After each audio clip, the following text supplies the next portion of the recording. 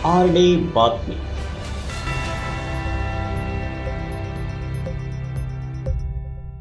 नमस्कार दोस्तों।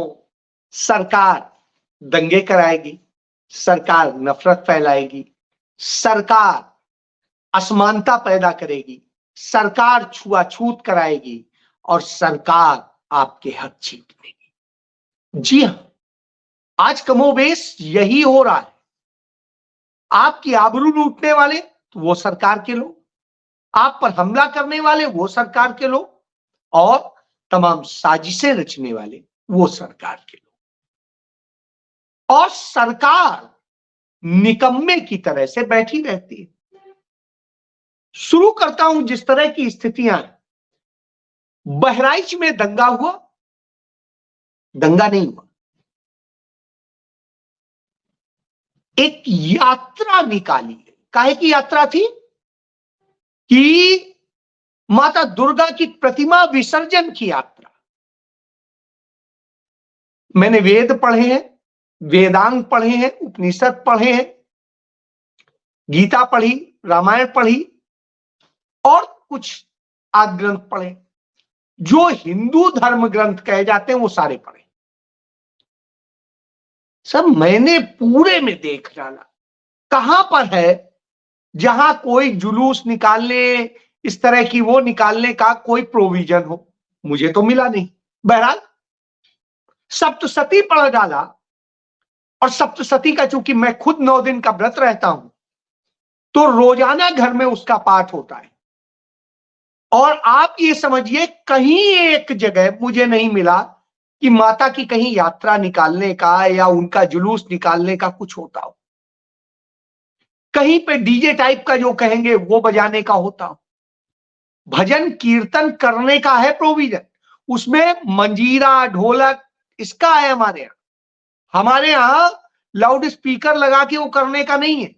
और कबीरदास जी ने लिखा ही है कि हिंदू पत्थर पूजते हैं, मुस्लिम जो है चिल्लाते हैं, जोर से अजान देते हैं। इसको लेके उन्होंने कहा, लेकिन हिंदू धर्म में तो नहीं था ये। अब जो बनाया गया उससे क्या हुआ? उससे भी कोई बवाल नहीं होता। उसमें गालियां दी जा रही थी, उसमें नफरत की बातें बोली जा रही थी और दूसरे धर्म के लोगों को जिस तरीके से लांछित किया, उतने से भी बात नहीं बिगड़ी। तो उनके घरों में चढ़ जाइए, उनकी दुकान को तोड़ दीजिए, उनके धार्मिक झंडे को तोड़ दीजिए और वहां भगवा लेकर के फैला के आज हमने जीत दिया, बम बम भोले हो जाए। बम बम भोले नहीं बोलते, जय श्री राम और न जाने क्या क्या। अब आप सोच लीजिए, जब यह होता है, घटना होती, अब उस लड़के को जो राम गोपाल मिश्रा नाम का आतंकी लड़का था, उसको किसने मारा मुझे नहीं पता और यह किसी को नहीं पता। लेकिन चंद लोगों ने कहा मुस्लिम समुदाय के लोगों ने मारा है, सरफराज ने मारा है, उसके भाई ने मारा है, उसके बाप ने मारा है। आज तक इस बात का एक एविडेंस मौजूद नहीं है। अब चूंकि कानून बदल गया है तो मुझे नहीं पता कि जो भारत न्याय संहिता है उसमें क्या है, लेकिन पिछले वाले का यदि मैं कहूं तो एविडेंस एक्ट जो था उसके तहत एक भी एविडेंस आज तक नहीं है। और जो एविडेंस मिल रहा है वह वीडियो उसके गोली लगने का, उसमें कहीं नहीं प्रूव होता है कि वहां से चलाया गया। वो तो गोली कहीं और से चलती दिख रही। यानी क्या उन्हीं दंगाइयों ने, भाजपाइयों ने ही गोली मार दी जिससे दंगा पनप जाए? जी हां, शायद यही हुआ है। और ये मैं ऐसे नहीं कह रहा हूं। वहां से भारतीय जनता पार्टी के विधायक सुरेश्वर सिंह ने, जो भाजपा के आरएसएस से जुड़े हुए हैं अरसे से, उन्होंने एफआईआर दर्ज कराई है कि बहराइच में जो दंगा हुआ महाराजपुर में, वो दंगा भारतीय जनता युवा मोर्चा के नगर अध्यक्ष अर्पित श्रीवास्तव ने, अनुज रैकवार ने, शुभम मिश्रा ने, कुशमेंद्र चौधरी ने, मनीष शुक्ला ने, पुंडरीक पांडे ने और सुधांशु राणा ने, जो ये भाजपा के थे सारे, इन सब ने करवाया। और इनकी साजिश थी यानी जो बात मैंने पहले दिन कही थी वह बात साबित होती है कि भारतीय जनता पार्टी के ही लोगों ने दंगा फसाद कराने की साजिश रची। यह साजिश वैसे ही रची जाती है जैसे देश में तमाम जगह रची जाती है। अब साजिश पे आता हूं। बहराइच में दंगा होता है। बहराइच से करीब 400 किलोमीटर दूर एक सभा की जाती है, कथित रूप से ब्राह्मणों का सम्मेलन होता है। उसमें भारतीय जनता पार्टी के दो राज्यपाल, एक पूर्व राज्यपाल, एक मौजूदा राज्यपाल, एक मिश्रा जी है, एक शुक्ला जी है, आते हैं। और उसके साथ साथ एक नफरती वह महिला नूपुर शर्मा जिसे सुप्रीम कोर्ट फटकार चुका है, माफी मांग चुकी है सुप्रीम कोर्ट कि झूठ नफरत फैलाने का काम करती थी, वो आती और वो वहां भी नफरत फैलाती है, झूठ बोलती है, जबकि बहराइच पुलिस और वहां के मेडिकल जो सुपरिटेंडेंट है और सीएमओ है वो बता चुके हैं कि गोपाल मिश्रा के साथ कोई कुकृत्य नहीं हुआ था, उसके साथ कोई भी मारपीट नहीं की गई थी, उसको जो गोली लगी है वो छर्रे लगे हैं और छर्रों के कारण उसके इतने घाव हैं। और वो जब वहां से उतरा है, गिरा है, तो उसमें एक नाखून टूटा है, शेष कहीं पे कोई नाखून नहीं नोचा गया, कुछ नहीं हुआ। ये सारी बातें पोस्टमार्टम रिपोर्ट में दर्ज, बावजूद इसके वो वहां झूठ बोलती है, नफरत का माहौल बनाती है और फिर नारे लगवाती है। सोचिए, संविधान के संरक्षक के तौर पे देखा जाता है राज्यपाल को। वो सिटिंग राज्यपाल हिमाचल प्रदेश में जो है इस समय, शिव प्रताप शुक्ला, जो गोरखपुर का रहने वाला है, हरिशंकर तिवारी की कृपा से जो विधायक बना था, वो शिव प्रताप शुक्ला आज इस तरह से नफरत फैलाने का काम करता है। वो कलराज मिश्रा, जिनका लड़का खुद लखनऊ में एक आईपीएस अफसर की लड़की के साथ में रेप करने के मामले में पकड़ा गया था, वो लड़की उस समय में कितनी दूर नंगे घूमी थी जब वो प्रदेश अध्यक्ष होते थे, बड़ा बवाल मचा था। तो उस घटना के, तो ये सारे लोग थे और ये सारे ऐसे लोग हैं जिन पर जो गंभीर आरोप रहे, मैं उस पर अब बात नहीं करूंगा। तो ये समझ लीजिए ये नफरत फैलाने का काम करते हैं। तो यह भाजपा का चरित्र है, यह चाल चरित्र चेहरा है। और मीडिया जिस तरीके से दिखाता है, मैं उस पर भी आ जाता हूं। एक चीज कही थी सादत हसन मंटो ने कि कोठे की एक तवायफ और एक बिका हुआ पत्रकार एक ही श्रेणी में आते हैं, लेकिन इनमें तवायफ की इज्जत ज्यादा होती है। क्यों कहा? उदाहरण दे देता हूं। एक गोरखपुर की ही रहने वाली है, चित्रा त्रिपाठी। मैं जिन दिनों इंडिया न्यूज में चीफ एडिटर होता था तो मेरी एंकर होती थी, बाकी मैं ज्यादा नहीं कहूंगा किसी के बारे में। वो क्या करती थी, इस कारण से उसे वहां से आउट किया। बाद में उसे, चूंकि नफरती चिंटू होते हैं तो नौकरी भी मिल जाती है, तो नौकरी मिल गई दूसरी जगह। बहरहाल वो चित्रा फिर झूठ परोसती है कि मनमोहन सिंह ने ये कहा था, मनमोहन सिंह ने वो कहा था, जबकि इसको लेके फैक्ट चेक हो चुका है कि मनमोहन सिंह ने कभी भी किसी व्यक्ति विशेष को नहीं कहा, किसी समुदाय विशेष के लिए नहीं कहा। उन्होंने संपूर्ण उस समुदाय की बात की जो पिछड़ा है, और वो पिछड़ों के बजट पर चर्चा कर रहे हैं, वो अल्पसंख्यकों के बजट पर चर्चा कर रहे हैं। उस ढंग की बात हो रही थी। तो उसको जिस तरीके से प्रस्तुत करती है, नफरत फैलाने का काम करती है, इससे आप समझ लीजिए। तो ये झूठ फैलाने वाले लोग हैं। क्यों? नफरत से ही तो भाजपा की दुकान चलती है। इस तरह से ये करते हैं और इसका नतीजा ये, आज उत्तर प्रदेश में सुरक्षित कौन है? क्या पुलिस की वर्दी पहना हुआ व्यक्ति सुरक्षित है? नहीं है। या पुलिस की वर्दी पहने व्यक्ति से कोई सुरक्षित है? नहीं है। एक महिला हेड कांस्टेबल जो अयोध्या में पोस्टेड थी, अपने गांव जाने के लिए थी कि करवा चौथ का व्रत में, साहब वो चलती है, उसके साथ में रेप होता है।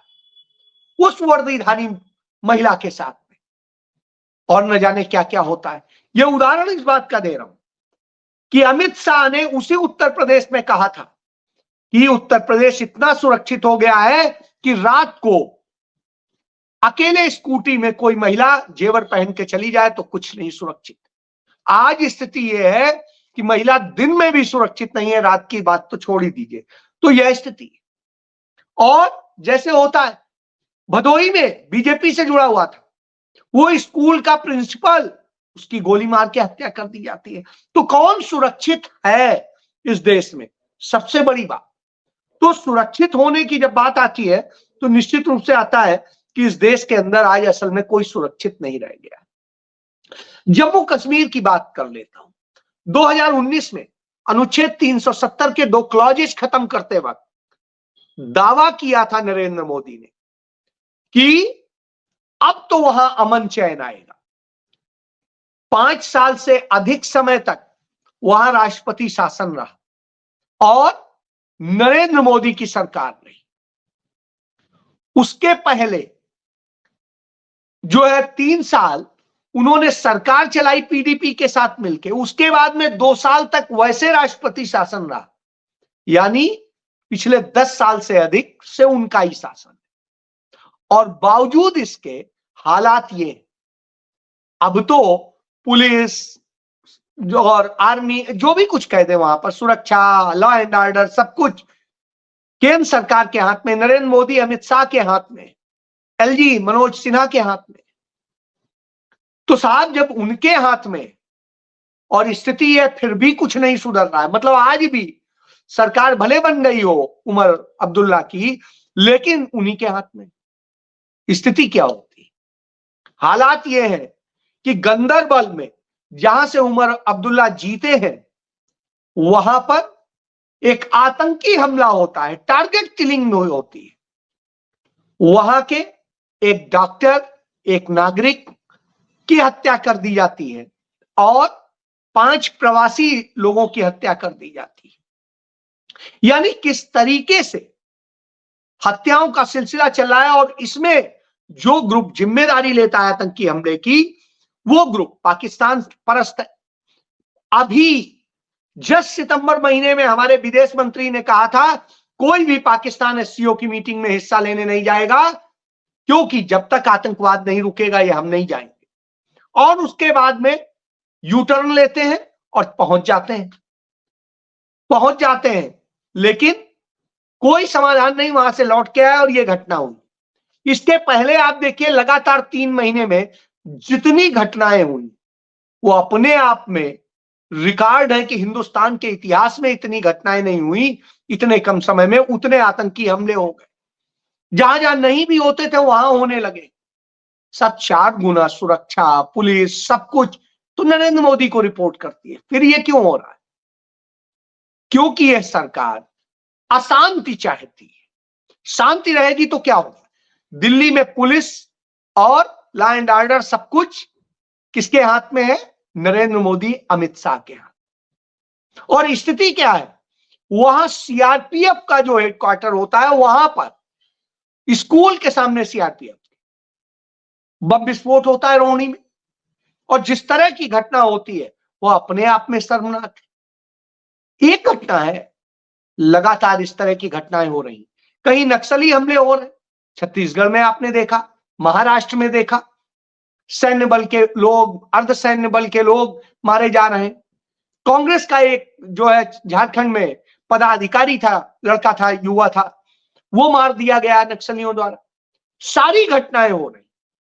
सरकार का ध्यान इन चीजों को खत्म करने में नहीं, शांति स्थापित करने में नहीं है, लूट में। और लूट के लिए पूरी व्यवस्था है कि कैसे अदानी अंबानी को सौंप दिया जाए, इसके लिए पूरा खेल होता है। और इस खेल का ये सारे हिस्से। तब आप सोचिए, चाइना ने हमारे देश की 6000 वर्ग किलोमीटर की जमीन कब्जा कर रखी है लद्दाख में। अरुणाचल प्रदेश में उसने उसकी सीमा पर गांव बसा लिए हैं, लद्दाख में बसा लिए हैं, पेंगोंग झील के पास एयर स्ट्रिप बना ली है और न जाने क्या क्या कर लिया, घुसपैठ कर ली है। हमारे मेजर शैतान सिंह का स्मारक तोड़ करके चीन ने कब्जा में ले लिया है। और इन सब के बाद कुछ नहीं हो पाता है। अब भारत सरकार कहती है, नरेंद्र मोदी की सरकार, कि अब चीन से हमारा समझौता हो गया, अब दोनों एलएसी पे शांति रहेगी और दोनों की पेट्रोलिंग होगी। साहब, क्या वो 6000 वर्ग किलोमीटर जमीन वो दे रहा है? वापस नहीं दे रहा है। क्या वो गांव अपने जो बसा लिए हैं और सब कुछ कर लिया है, उन्हें हटा रहा है? नहीं हटा रहा है। यानी उसने जो अपना काम करना था कर लिया, हमने अपना लुटवा लिया और उसके बाद में हम वाहवाही ले रहे हैं कि हमने तो अब शांति की दिशा में कदम बढ़ा दिया है और साहब अब जो है शांति से पेट्रोलिंग होगी। तो उसका मन की इच्छा तो पूरी हो गई, उसके बाद में अब क्या करना है? यानी अब इसके बाद वो आगे अब बढ़ेगा।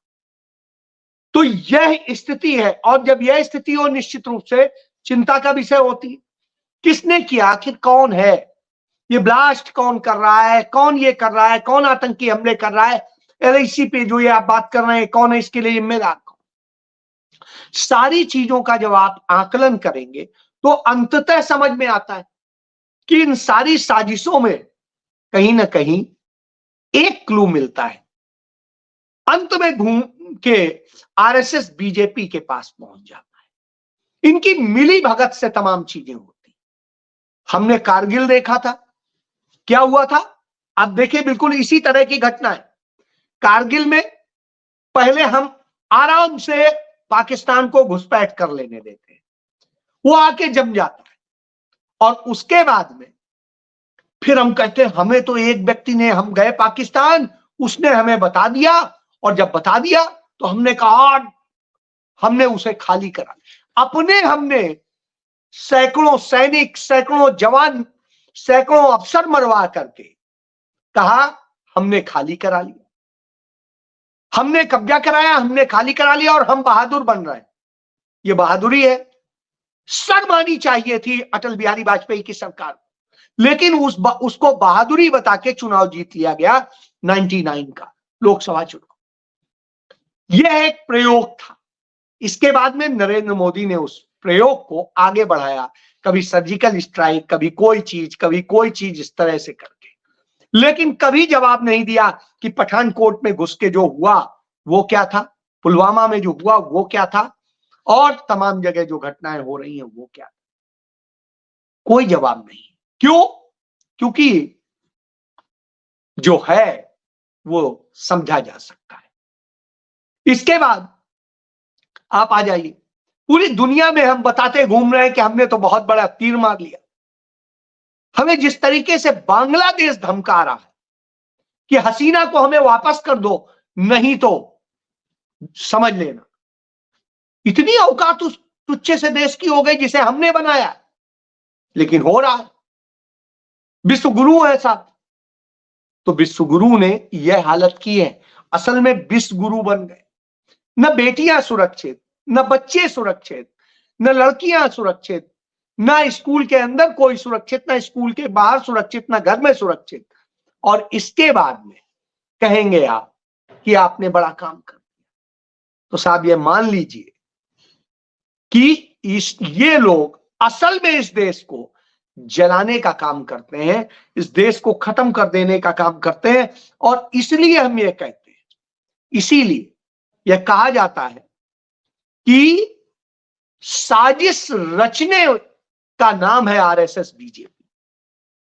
और उन साजिशों में आज उमर अब्दुल्ला को बदनाम करने का काम चल रहा है। भाई, जिसके अंडर में कुछ है ही नहीं उसको क्या कहोगे? जो उसके अंडर में है उस पर सवाल करना। तो यह स्थिति है। आप दे दो उनको पूर्ण राज्य और सारी चीजें, अब फिर उनकी जिम्मेदारी होगी। लेकिन नहीं साहब, बदनाम करना है, इसके लिए पूरे ड्रामे। यह मोडस ऑपरेंडी है। और नफरत फैलाइए, हिंसा कराइए, सारी चीज करिए, और उसके बाद में अपनी रोटी। तो यह ही भारतीय जनता पार्टी का मॉडल है, और उसी मॉडल पे वो काम कर रहे हैं। इसलिए आप जान लीजिए, यह देश बेहद असुरक्षित हो चला है। न रोजगार किसी का सुरक्षित है, न घर सुरक्षित, न कुछ सुरक्षित। क्या आप बात करें? सिर्फ सुरक्षित अदानी अंबानी है, और नरेंद्र मोदी जो रोजाना 10 करोड़ रुपया अपने ऊपर खर्च कर लेते हैं। इतना महंगा प्रधानमंत्री दुनिया में कहीं नहीं। तो आप उस महंगे प्रधानमंत्री को एंजॉय करवाइए और मस्ती कीजिए, क्योंकि राहुल गांधी सहजता से, शालीनता से सच बताते हैं तो आपको समझ नहीं आता। तो ठीक है, मरने का ठेका आपने उठा रखा है तो उठाइए। आरडी बातमी